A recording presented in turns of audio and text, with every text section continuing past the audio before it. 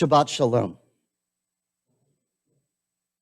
Earlier this week, we had the opportunity for our congregation's annual meeting. And a lot of folks have asked, how did the meeting go? And part of the answer is that we did, in fact, pass the budget for next year. We did elect Eric Addis to join our board members that were already on our board, so we will have a full board.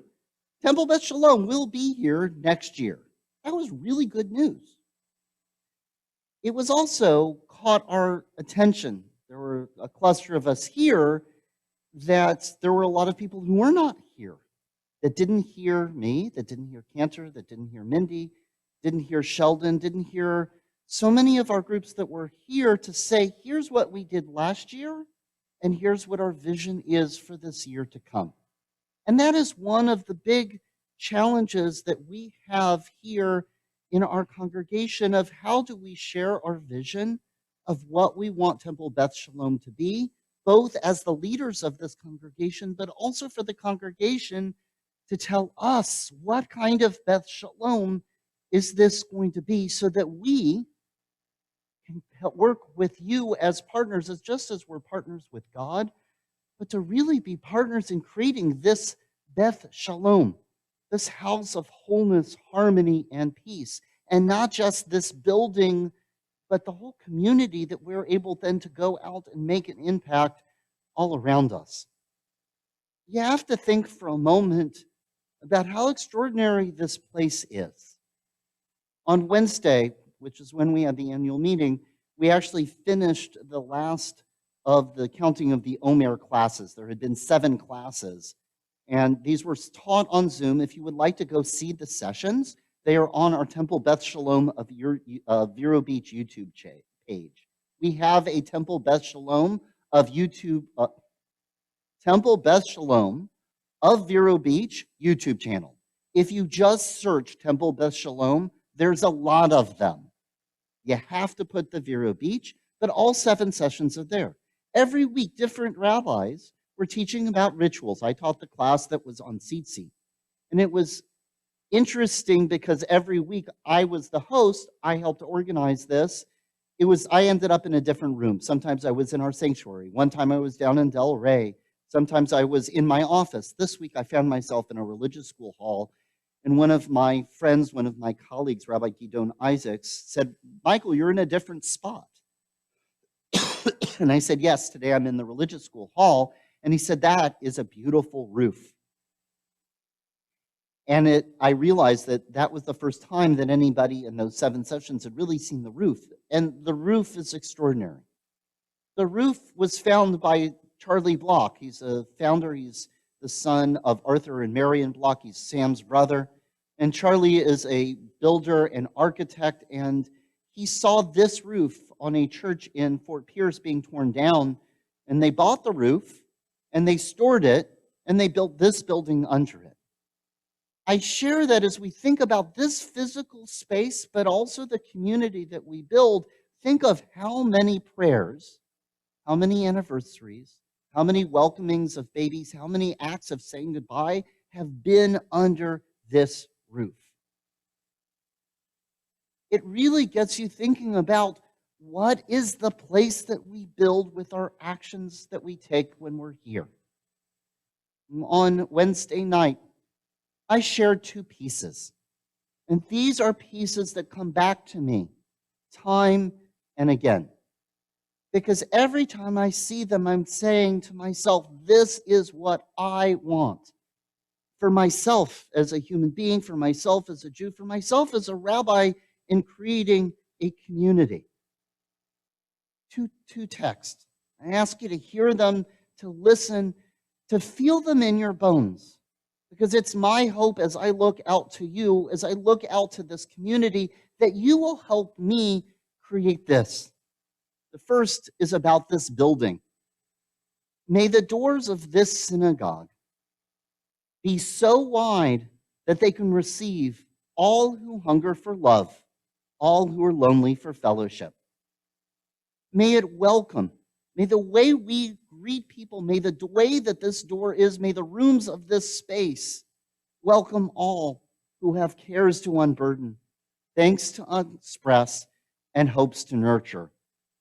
May the door of our community be narrow enough to shut out pettiness and pride and envy and enmity.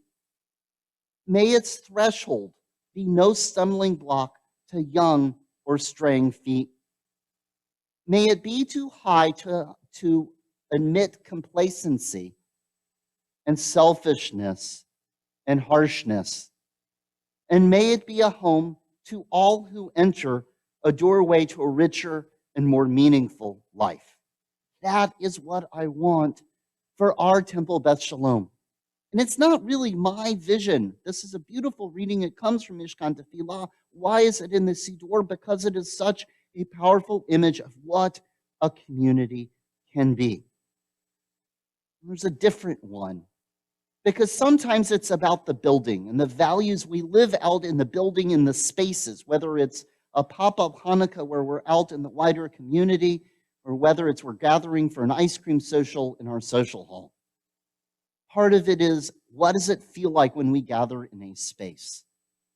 But there's a different piece of prayer that I share with you, because this is my hope and dream, that people, when we gather to have those moments of Jewish life, to have those moments of Jewish experience, it's my hope that it feels like this.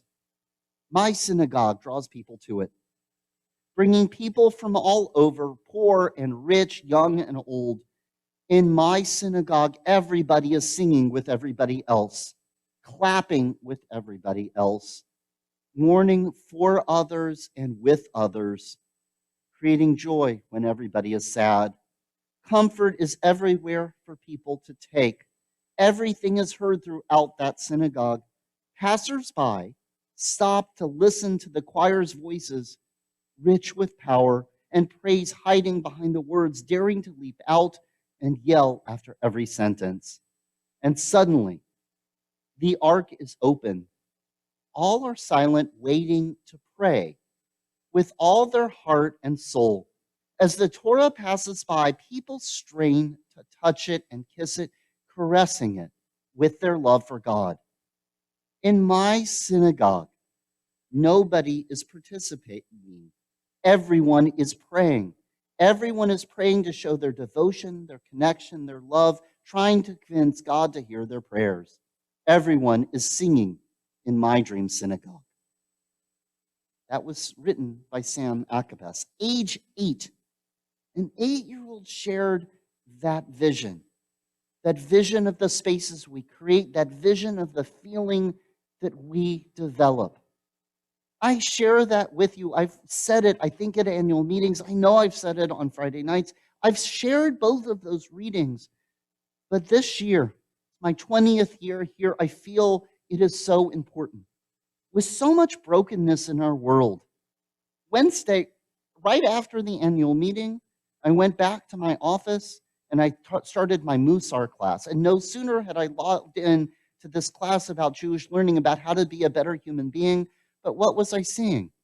Tulsa, Oklahoma, another shooting going on in our country. There is so much of that in the world. How are we going to make this Temple Beth Shalom, this house of Shalom, into that kind of vision? And I say that to you, and I pledge that to you because that is me. I want to create this for myself. As I move in through these buildings and out of these buildings, as I'm out in the community to create those visions. I hope it for my family, that Jill and our kids who have been born and raised here and grown up and fled. When I shared this on Wednesday, I was thinking about family, and I'm looking over at Mindy Pollock, Mindy, when we arrived, her youngest, Michal, was 4 years old, and Michal drove in the back of the car with toys with Anna, my Anna, who is now 21 and off in the world. They sat in the back, and Michal brought toys with her to entertain Anna as we went looking for a house while we were here. And now I'm looking at Mindy. And my kids, I've got 2 people in college. Anna's up in Boston taking on the world. Adina is home right now, but goes up to the University of Florida.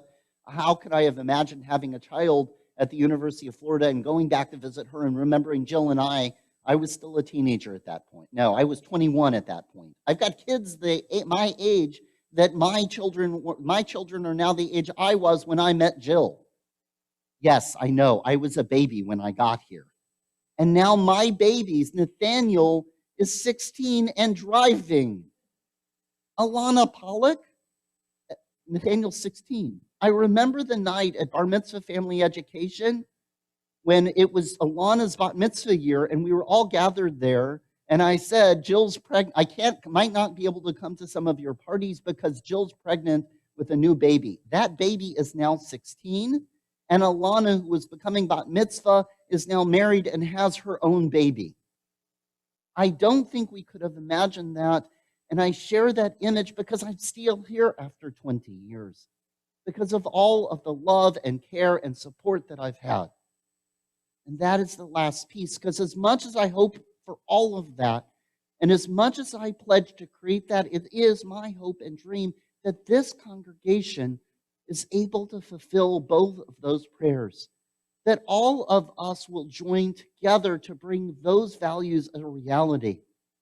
I pledge to this congregation, and this year as we move forward now at Shavuot, coming into the summer, that I will do my best to keep working at it and creating it and bringing it into this world and creating that kind of Beth Shalom. That I also invite you to join me. This isn't about my vision or my hope and dream. This is about us as a congregation and community. All of us working together. I am just one piece. I am just one thread. Yes, I have taken up knitting this year, so in addition to garden metaphors, you will get lots of knitting metaphors. I can only do one stitch and one piece at a time, but working together in the partnership that I've witnessed over 20 years and with partnership that we need more of, we can create an incredible tapestry that is beautiful and weave so many threads of so many people into this wholeness that is more than the sum of its parts. But I will also tell you that as much as I invite you to join me, there is something more that I need. I need you to invite me. This year it's 2 years now, I've seen more of the inside of people's homes in 2 years on Zoom than I did in the 18 years before. Because so many Shabbatot, so many times of study, I know more about Dana Sonnenberg's parrot that sits on her wall, and Kate Wensing and her cat. I get little glimpses, just like I was sharing with you all. That class saw so many different moments and places in my life. I get little glimpses of that. But this place only works in partnership. I need you to invite me. Whether it's out for a cup of coffee or out for a beer, whether it's out for a walk on a beach, any of those moments just to walk and talk and sit and get to know each other. But it's more than that. It's these moments of Simcha. Marlene and Sheldon, thank you so much. It's interesting, you're sitting next to the Friedmans.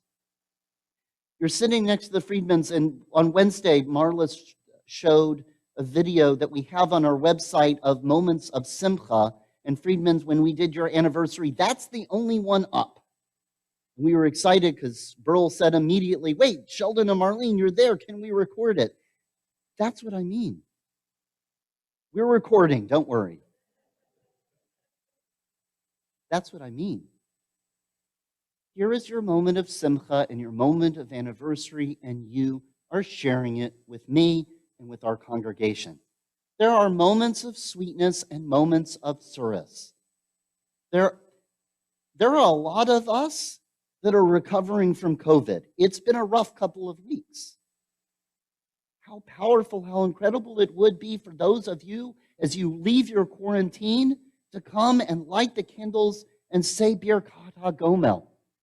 To say that prayer of thank you, God, for returning me to my community. There are so many times and ways, but those moments only happen if you reach out to me. I need the invitations. I need that welcome to be able to create this as a Beth Shalom, a house of wholeness and harmony and peace. I need you to draw me in as much as you need me to draw you in. We need that partnership. We need that teamwork. We need that sense of together in order to create that sense of wholeness and holiness, of chen chesed and rachamim, of kindness and grace and compassion.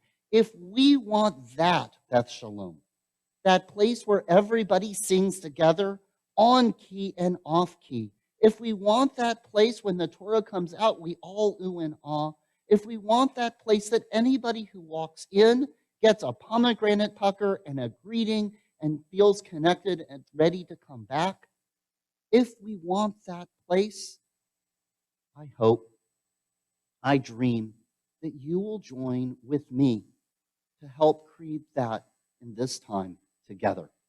Adonai oz le'amo yitain, Adonai yivarech et amo v'shalom.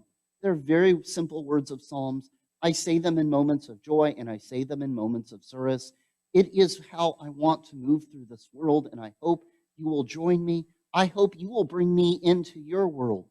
God, eternal one, infinite, that sense that we are more than the sum of our parts, give us courage and strength and patience, chen chesed and rachamim, grace and kindness and compassion, so that we can work together. That all of us as individuals, all of us as families, and all of us as a community here in this building, but also in Vero, in Indian River County, in St. Lucie, on the Treasure Coast in Florida, and beyond, that we can really do what we each can do to make shalom, wholeness, harmony, and peace. Amen. Shabbat shalom.